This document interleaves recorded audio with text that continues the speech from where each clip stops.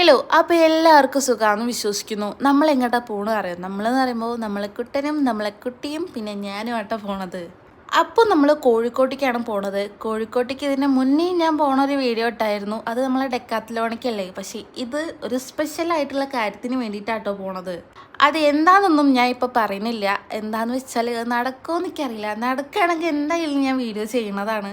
അപ്പോൾ നമ്മൾ ആ കാര്യത്തിന് വേണ്ടിയിട്ട് ഒരു ഓഫീസ് പോകാണ്ടായിരുന്നു കോഴിക്കോട്. അതിന് വേണ്ടിയിട്ടാണ് മെയിനായിട്ട് ഞങ്ങൾ ഇങ്ങോട്ട് വന്നേക്കുന്നത് കേട്ടോ. അപ്പോൾ അതാ അവിടെ ഇരിക്കുകയാണ്. കുറച്ച് നേരം വെയിറ്റ് ചെയ്യേണ്ടി വന്നു. അങ്ങനെ ഞങ്ങൾ അവിടെ നിന്ന് ഇറങ്ങിട്ടോ. അവർ ഒരു മണിക്കൂർ വെയിറ്റ് ചെയ്യേണ്ടി വരുന്നതാണ്. പക്ഷെ അരമണിക്കൂർ കൊണ്ട് കാര്യം കഴിഞ്ഞിട്ടാണ്. അങ്ങനെ അവിടെ നിന്ന് നേരത്തെ ഒഴിവായതുകൊണ്ട് തന്നെ ഞങ്ങൾ ബീച്ചിലൊന്ന് കയറിയിട്ടോ. അപ്പോൾ വീട്ടിൽ നിന്ന് ഇറങ്ങുമ്പോൾ ഫുഡ് കഴിച്ചിട്ടില്ലായിരുന്നു. അപ്പോൾ ഞങ്ങൾ ആദാൻ വേണ്ടി ചായക്കടയിൽ പോയിട്ട് ഞങ്ങൾ സദ്യ കഴിച്ചു കേട്ടോ. ഞാൻ ഈ കടയ്ക്ക് എന്തായാലും ആദ്യമായിട്ടാണ് വരുന്നത്. വന്നപ്പോൾ തന്നെ എനിക്ക് ഇതിൻ്റെ ലുക്കൊക്കെ കണ്ടപ്പോൾ ഭയങ്കരമായിട്ട് ഇഷ്ടമായിട്ടോ. എന്താണെന്ന് വെച്ചാൽ നല്ല രസമുണ്ട് കേട്ടോ ചുറ്റിനും കാണാൻ വേണ്ടിയിട്ട്. അങ്ങനെ ചോറിന് ഈ ഐറ്റംസൊക്കെയാണ് ഉണ്ടായിരുന്നത്. പിന്നെ പായസം ഉണ്ടായിരുന്നു കേട്ടോ. ഞങ്ങൾ ചോറ് സ്പെഷ്യലായിട്ടോ പറഞ്ഞത്. അതുകൊണ്ട് കുറച്ചും കൂടി ഐറ്റംസ് കൂടുതലുണ്ടെന്നാണ് അവർ പറഞ്ഞത് കേട്ടോ.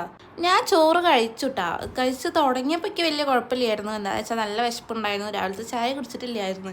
അപ്പോൾ കുറച്ചങ്ങ് കഴിയുമ്പോഴേക്കും മടുത്ത് തുടങ്ങിയിട്ടാ. എന്താണെന്ന് വെച്ചാൽ എനിക്ക് അത്രയ്ക്കാണ്ട് ഇഷ്ടമായില്ല സംഭവം.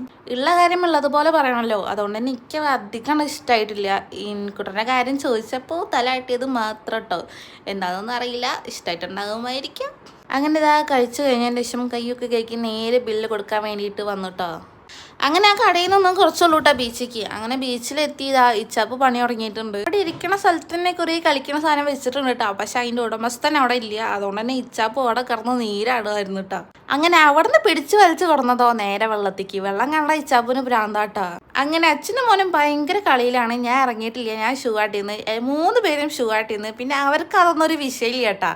ഇക്കിന്ന് പറഞ്ഞാൽ പിന്നെ ഷൂവിൻ്റെ ഉള്ളിൽ വെള്ളം കയറിയാൽ പിന്നെ എനിക്ക് ഭയങ്കര ഒരു ഇറിറ്റേഷൻ ആട്ടാ. അതുകൊണ്ട് തന്നെ ഞാൻ ആ പരിപാടിക്ക് പോയിട്ടില്ല. അവരാണെങ്കിൽ ഭയങ്കര കളിയിലാണ് കേട്ടോ. 2 കുട്ടികളും ഭയങ്കര കളിയിലാണ്. ഇച്ചാപ്പൂനാണെങ്കിൽ ഓഫ് വൈറ്റ് പാൻറ്റാണ് ഇട്ടുകൊടുത്തിരുന്നത്. എന്തായാലും അതിൻ്റെ കാര്യത്തിൽ തീരുമാനമായിട്ടുണ്ട്. അവിടെ ജ്യൂസും കുടിച്ചിരിക്കുമ്പോഴാണ് ഒട്ടകത്തെ കണ്ടപ്പോൾ എനിക്ക് കയറാനൊരു പൂതി ഉണ്ടായിരുന്നു. പിന്നെ ഈ കുട്ടൻ നിർബന്ധിച്ചും ചെയ്തുകൊണ്ടാണ് കയറിയിട്ടോ.